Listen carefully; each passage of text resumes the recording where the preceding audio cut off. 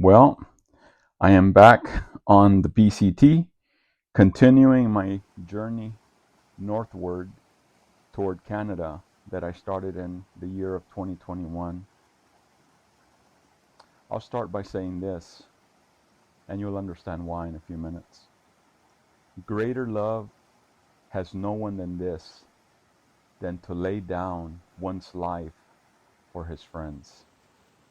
So I'm going to try to sum up a week of hiking that was epic in views. It was unfortunate in sickness, altitude sickness for me.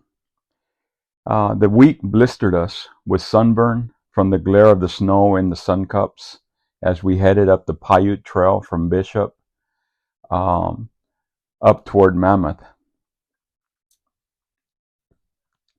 These sun cups that I spoke of were incredibly hard to move in.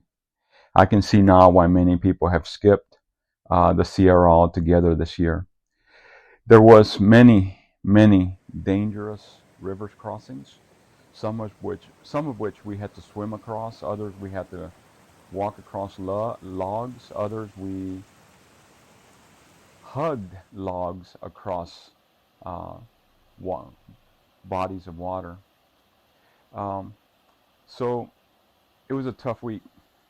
But finally, at the end of the day, I battled altitude sickness as I went from flat Texas up into the 11,000 foot range a little bit too fast. That caused me to not eat for days, which of course weakened me and led to just a complete exhaustion at the end of the week. I've not come to complete terms, nor have I absorbed everything that happened this week. I'm going to take a few days off trail in San Diego to do that. What I have learned is that I have an amazing doesn't seem enough, an amazing friend in Christopher Culpepper from Houston. One of the river crossings, which was very dangerous, and we obviously didn't think to film it because we were totally focused on the task at hand. He got across first. When I went across, my backpack pulled me downstream. Chris did not waste a second. He jumped back into the water to help me. We made it downstream, but for about 2 seconds, I thought it was over. I thought, this is how it's all going to end. Chris's actions were heroic, at minimum, admirable, and without regard for his own life and safety. Like I said, greater love has no man than to give his life for a friend. He was willing to do so for me at that moment. As we lay there at the edge of the raging stream, battered and bleeding from our legs, from so many rocks that we hit, we could not believe we were alive. I've always joked that when I die, I don't want it to be in a hospital, dying of a cold. I wanted it to be epic. I'm starting to realize now, and over this past week, that I don't need to tempt fate. I don't need to invite that to happen sooner. I need to make smart choices and decisions. In the middle of it all, I've seen God speaking in my life in the midst of sickness, struggle, danger, and exhaustion. He's always there, drawing us back to Him. I will make better decisions. When and if I return the trail, it will be upstate in California. Hey, bonus time on the PCT with Chris Culpepper. No, your trail name. Spill. This is Spill. He falls a lot. Spill is my friend. He's accompanying me as I start the PCT. We just finished the Piute Trail, which was very hard. Chris and I have both done 100-mile runs, races. He's done multiple finishes, and we never feared for our lives. It was sketchy. It was hard. 6-7 miles of sun cups. Yep. I'm all sunburned because of it.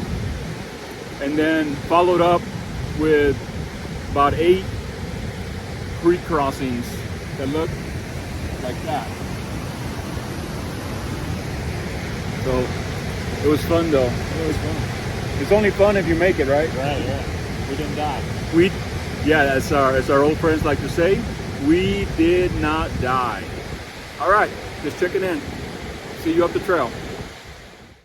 And the dangerous water conditions of the Sierra. See you next time, ideally with much less drama.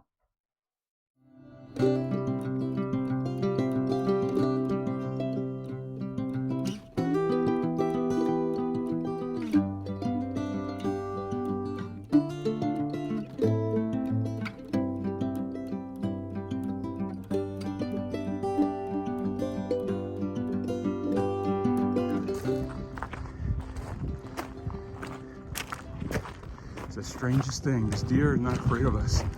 There he goes. Now he's gone.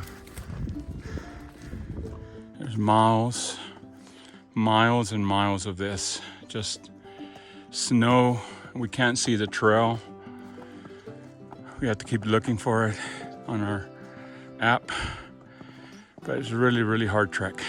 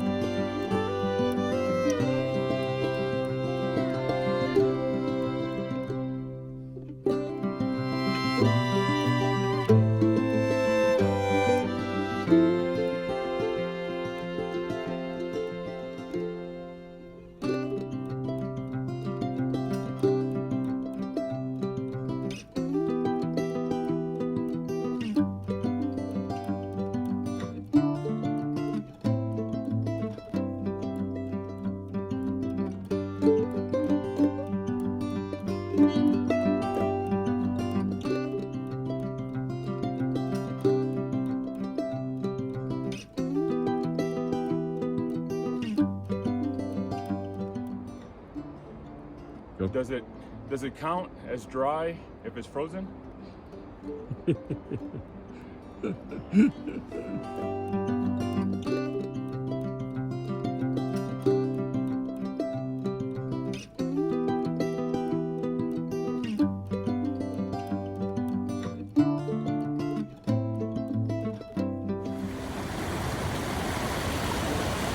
You can't use the poles.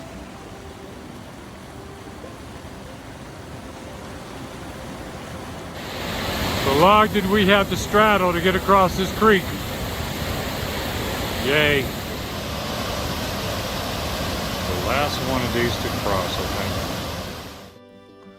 I have to say, I have all the respect in the world for the men and women who do search and rescue.